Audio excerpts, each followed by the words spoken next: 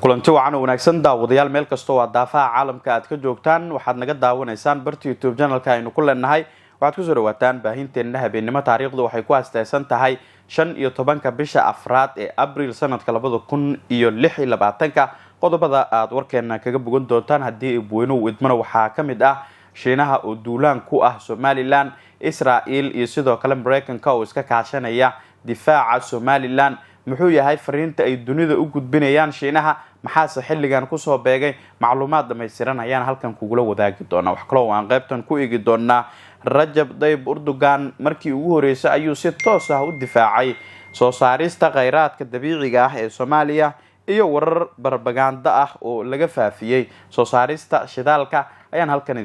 idinku soo gudbin doonaa oo si adag uu kaga jawaab celiyay soo dhawaada saaxiibayaal qodobada ay wixii kale oo dheeriyahay nagu soo kordhay intaanu ku guda jirno baahinteena ayaan halkan idinkula wadaagi doonaa aragtidaada qaybta faalada ama comment kaga soo dhiibo madii uu YouTube-keena markii kugu horeysay ay tahay uu muuqaalkeena ku soo gaarana ku soo biiro ka mid noqo saaxiibada nagu xiran oo subscribe saaro qaybta gambaleelkana furo si ay kugu soo dhacaan wararka warbixinada muuqaalada markasta aynu halkan aynu ku soo baahinayno hagaakan ku bilaabo dawladda Shiinaha ayaa si toos ah duulaan ugu ah Somaliland iyadoo oo Mareykanka iyo Israel ay durba bilaabeen qorshayaal ay ku difaacayaan sida ay xaqiijinayaan ila diblomaasiyadeed Shiinaha ayaa bilaabay dhaqdhaqaaqyo xoogan oo lid ku ah helista ictiraaf caalami ah ee Somaliland iyo sida weyn ee imikan dunida ay u hadlayso waxana Shiinaha uu bilaabay dibandaabyooyin toos ah oo uu ku curiyaaminayo dadaalada socda ee la xiriira aqoonsiga Somaliland wuxuuna bilaabay in xubnaha diblomaasiyiinta dalalka qaar ee xiriirka dhow imika la leh Somaliland uu bilaabay inuu si toos ah ugu gudbiyo fariimo muujinaya kuwo aan taageerinin amaba curyaamin kara in ay Somaliland hore ugu sii dhaqaaqdo dhabaha helista aqoonsiga caalamiga Shiinaha ayaa bilaabay in guud ahaan indhaha caalamka uu ka sii jeediyo warbaahintiisa ayaana si aad ah u buubuuninaysa macluumaad aan sax ahayn xaqiiqadooda kuwaas oo ku qotoma in Somaliland aysan marnaba isku filnaanshiyo guud aysan gaarin oo ay tahay in la ilaaliyo madaxbannaanida Soomaaliya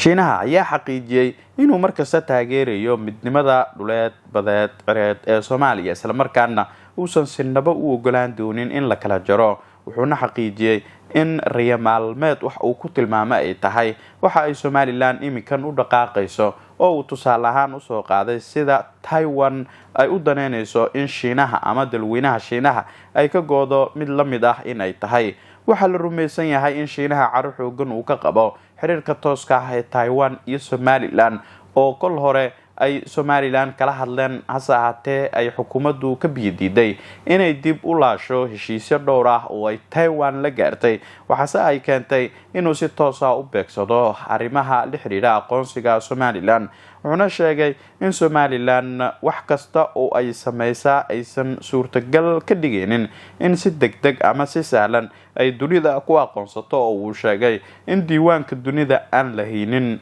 sida uu hadalka u dhigay doonista aan hindhaha lahayn ee ay Somaliland ku doonayso inay hesho aqoonsi degdeg ah uu sheegay in marnaba suurtagal lahayn in dalalka caalamka ay ku fududaadaan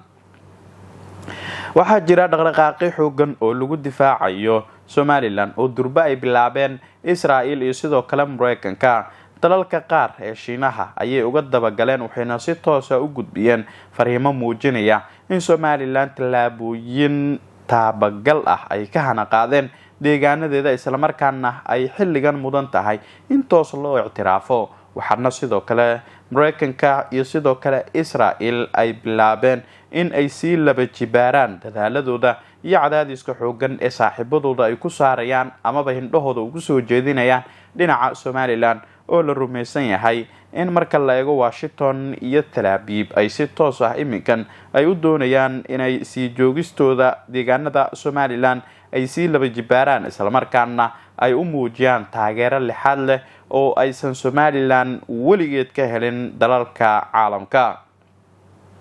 Mareykanka ayaa muddooyinkii ugu dambeysay waxa uu sii laba jibaaray dadaalkiisa iyo xiriirka tooska ah ee uu la leeyahay xukuumadda Somaliland tan iyo markii ay soo ifbaxeen go'doomada caalamiga ah ee marinka Hormuz oo ay saartay Iran, iyaga oo Mareykanka iyo sidoo kale Israel iskaabaya ay duulaan xoogan ay ku qaadeen Iran. Sida muuqata, Mareykanka iyo sidoo kale Israel ayaa danaha difaaca dalalka ay saaxiibada yihiin ku mideysan, waxaana si toos ah markan ay fursad u helaysaa Somaliland in ay ka difaacaan dalalka qaar ee caalamka kuwaas oo si toos ah u bartilmaameysanaya. waxaana jirta in Somaliland qudheeda ay sii laba jibaartay heshiisyada iyo sidoo kale soo dhawaanshiyaheeda dowladaha qaar ee imikan u muuqda kuwo dana dhow oo aan marnaba gureynin kale dhinaca Somaliland oo ay ka mid tahay helista goobo istiraatiiji ah oo Somaliland ku yaala, maadaama ay dunida imikan si weyn u faaqidayso amaba ay u falanqeynayso muhiimadda istiraatiijiyadeed ee ay leedahay Somaliland iyo in ay Somaliland dhacdo qariirad meel aad u wanaagsan oo dunida isu socodkiisa ay muhiim u tahay una dhow baabulmandab. sikastaba haatee, in Mareykanka iyo Israel ay ku dhiiradaan difaaca danaha Somaliland waxay tani muujinaysaa amaba diraysaa fariin xoogan oo weyn iyo guulo diblomaasiyadeed oo ay Somaliland ku talaabsatay, sida ay qabaan falanqeeyaasha dhinaca arrimaha diblomaasiyadda oo ku tilmaamaya in Somaliland markan ay haysato mid ka mid ah fursadihii ugu muhiimsanaa ee abid soo mara. Shiinahase cadaadiska xoogan oo ay saarayaan Mareykanka iyo sidoo kale Israel ayaa cabsi xoogan ay ka jirtaa in uu dib u gurasho xoogan uu sameeyo. Tanise waxay soo dadejin doontaa sida ay xoguhu ay tilmaamayaan in guud ahaan Shiinuhu uu yareeyo cadaadiska uu saarayo Somaliland. Fariimo u muuqda kuwo uu ku handadayo Somaliland ayuu Shiinaha si guud ugu faafiyay warbaahinta gudaha dalka iyo guud ahaan wakaaladaha ugu afka dheer oo muujinaya in ay si toos ah ay xukuumadda Somaliland u wajahayso cadaadis diblomaasiyadeed.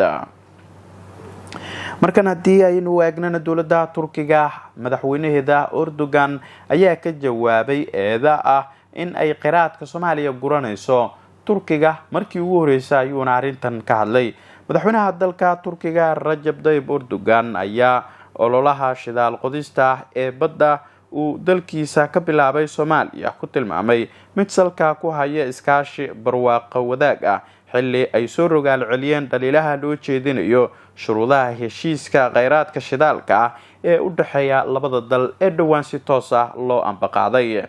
Markabka shidaalka qodaya ee Turkiga ayaa waxa uu 10kii bishan soo gaaray xeebaha Soomaaliya si uu u bilaabo howlgalka ugu horeeya ee shidaal qodista badweynta ah oo uu Turkiga ka fulinayo dibadda kadib heshiis shidaal oo labada dal ay wada saxiixdeen sanadkii 2024. waxaan howlgalkeenii ugu horeeyay ee shidaal qodista ka bilaabayna xeebaha Soomaaliya inaga oo adeegsanayna markabkeena, ayuu yiri madaxweynaha dalka Turkiga Recep Tayyip Erdogan. waxa uu intaasi raaciyay, hadda waxa howlo aan waagii hore ugu tiirsanaan jirnay